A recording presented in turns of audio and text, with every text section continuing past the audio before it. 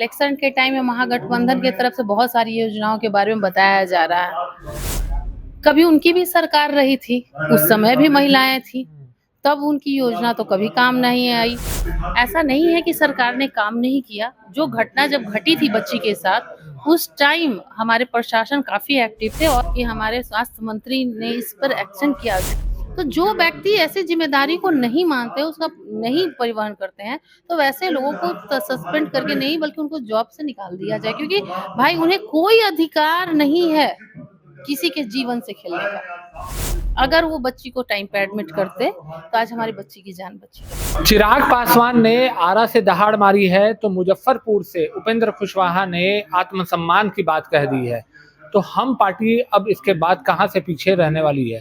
नमस्कार, मैं फलक सिंह और आप सभी का स्वागत हो चुका है हमारे चैनल सच टॉक्स में। ना पक्ष ना विपक्ष, सिर्फ सच। आज हमारे साथ उपस्थित है हम पार्टी से महिला प्रदेश अध्यक्ष डॉक्टर स्मिता शर्मा जी, जिनसे जानते हैं हम पार्टी ने जो दावा ठोका है 40 सीटों पर, तो कहां पर हम पार्टी अब समझौता करते हुए नजर आ रही है। क्या हम पार्टी, जीतन राम मांझी की पार्टी है, वो आत्मसम्मान के साथ समझौता कर रही है या बुनियाद पर लड़ाई लड़ते हुए नजर आएगी। और पीएमसीएच में जो घटा, दलित बच्ची के साथ जो घटना घटी, उस पर क्या कुछ कहना है, हम पार्टी ने चुप्पी क्यों साधी हुई है। मैम स्वागत है। जी बहुत बहुत शुक्रिया। सबसे पहले मैम, चिराग पासवान जी ने जिस तरीके से कल ऐलान कर दिया 243 सीट, दूसरी तरफ उपेंद्र कुशवाहा ने ऐलान किया, क्या कहिए। देखिए, तो जाहिर सी बात है कि हम सभी एनडीए घटक दल में हैं और एनडीए का सीट ही है 243। तो हम लोग सभी मिलजुल कर इलेक्शन लड़ेंगे, तो भाई 243 सीट एनडीए का हुआ। कोई अलग अलग थोड़े कहा जा रहा है कि एलजेपीआर का है, चाहे वो उपेंद्र कुशवाहा जी का है या हम का है। हम सभी एक हैं, तो 243 सीट पे जाहिर सी बात है कि अपनी तैयारी रखेंगे। आप चिराग पासवान की पार्टी में पहले भी थी, काफी दिनों तक थी आप पार्टी नहीं, में। मैं एलजेपी आर में नहीं थी, आरएलजेपी में। आरएलजेपी में थी, उसमें पार्टी बहुत समय से। हाँ। हाँ, चिराग पासवान जी को आप जानती है, 2020 में जो हुआ, क्या 2025 में भी इतिहास दोहराएगा अपने आप को। देखिए, अभी हम लोग एनडीए घटक दल में हैं और मुझे लगता है कि काफी मजबूती से एनडीए आएगी। कोई किसी से अलग नहीं होने वाला है। हम लोग काफी मजबूती से हैं और सब एक हैं। वो देखिए, आने वाले समय में फिर से हमारे माननीय मुख्यमंत्री जी ही यहाँ पे फिर से मुख्यमंत्री की आत्मसम्मान की बात उपेंद्र कुशवाहा करते हुए नजर आए हैं। जीतन राम मांझी जी ने 40 सीटों पर दावा बताया था, तो क्या कहीं हम पार्टी समझौता करेगी। देखिए, हम पार्टी हो या कोई भी पार्टी, एनडीए घटक दल जितने भी हैं, सबके शक्ति के अनुसार एनडीए घटक दल में जितने भी नेतृत्व, शीर्ष नेतृत्व है, वो सीटों को दिया जाएगा और समय आएगा तो देखा भी जाएगा कि किस तरह से सभी को सम्मानित किया गया। और मुझे पूरा विश्वास है कि एनडीए के जो नेतृत्व करता है, वो किसी का मतलब बोलते हैं आत्मसम्मान को घात नहीं पहुंचाएंगे। स्मिता जी, आप महिला है, प्रदेश अध्यक्ष भी हैं हम पार्टी में महिला के। लगातार महिलाओं के लिए लेकर के महागठबंधन योजनाएं निकाल रहा है, घोषणाएं करते हुए नजर आ रहा है। इसमें आप क्या कहिएगा, और हम पार्टी की तरफ से अभी तक कोई घोषणा या कोई योजना क्यों नहीं निकल रही। देखिए, करनी या कथनी में बड़ा फर्क है। कहावत तो जानते ही हैं। इलेक्शन के टाइम में महागठबंधन की तरफ से बहुत सारी योजनाओं के बारे में बताया जा रहा है। कभी उनकी भी सरकार रही थी, उस समय भी महिलाएं थी, तब उनकी योजना तो कभी काम नहीं आई। उस समय तो हम महिलाएं घर की चारदीवारी में बंद हो गए थे, तब महिला सशक्तिकरण का ख्याल नहीं आया।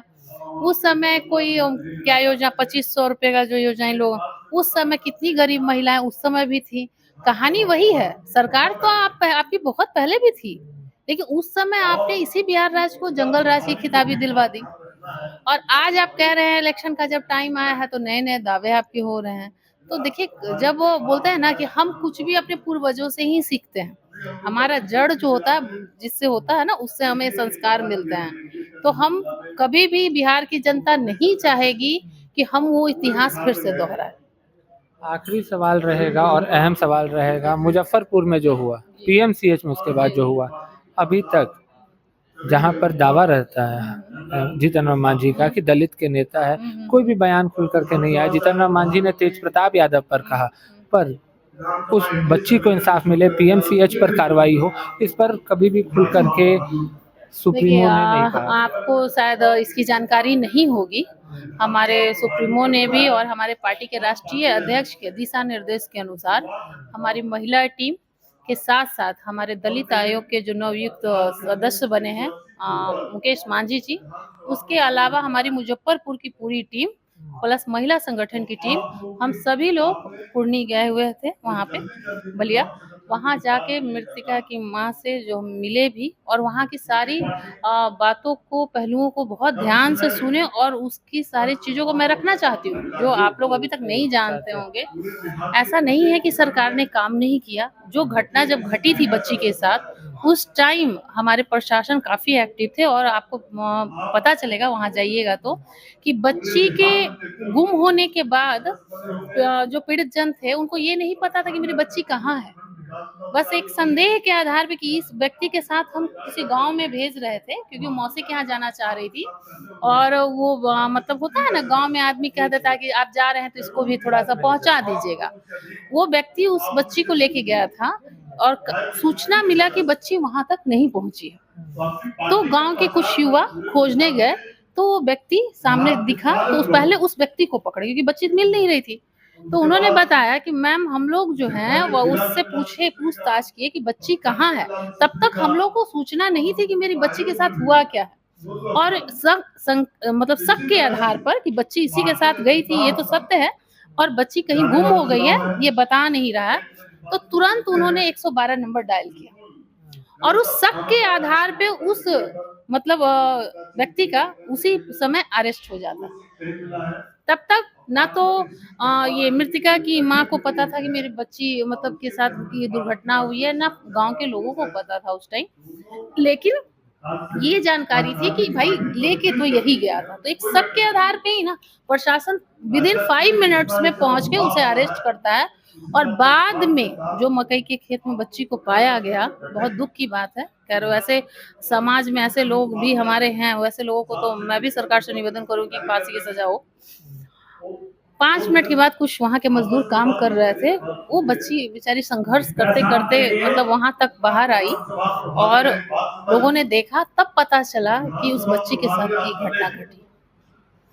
स्वास्थ्य व्यवस्था पे क्या कहिएगा? पीएमसीएच में 5 घंटे तक वो बच्ची एम्बुलेंस में रही थी। जी, बिल्कुल और जहाँ तक मुझे पता है कि हमारे स्वास्थ्य मंत्री ने इस पर एक्शन किया जो वहाँ के इस्तीफा हाँ, सस्पेंड किया है। मैं कहूँगी कि इंसाफ मिल गया। सस्पेंड नहीं।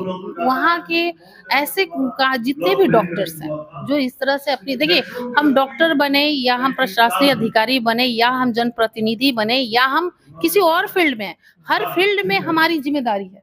तो जो व्यक्ति ऐसी ज़िम्मेदारी को नहीं मानते, उसका नहीं परिवहन करते हैं, तो वैसे लोगों को सस्पेंड करके नहीं बल्कि उनको जॉब से निकाल दिया जाए क्योंकि भाई उन्हें कोई अधिकार नहीं है किसी के जीवन से खेलने का। अगर वो बच्ची को टाइम पे एडमिट करते, तो आज हमारी बच्ची की जान बची रहती। तो कहीं न कहीं मौजूदा सरकार में स्वास्थ्य व्यवस्था लचर है। देखिए अब बात ये नहीं, पाँचों उँगलियाँ कभी भी कोई किसी भी ये में बराबर नहीं होती। स्वास्थ्य मंत्री जी ने ऐसा तो नहीं कि किसी को ज्वाइन किया हो वहाँ पे डॉक्टर या एज ए सुपरिटेंडेंट तो उसका देखे हो कि वो मतलब इस तरह का व्यक्ति जो लापरवाही कर सकता है। देखिए कभी-कभी ऐसा भी होता है ना कि हमें नहीं पता, हमने जिसे लाया उनकी ज़िम्मेदारी है और वो अपनी ज़िम्मेदारी को नहीं जान रहे हैं, नहीं समझ रहे हैं, तो इसका मतलब ये तो नहीं कि स्वास्थ्य मंत्री ही खराब है। देखिए तो ये थी हमारे साथ हम पार्टी के प्रदेश अध्यक्ष डॉक्टर स्मिता शर्मा जी, जिनकी तरफ से आपने साफ तौर पे मुजफ्फरपुर में जो घटा वहाँ ये खुद पहुंची थी।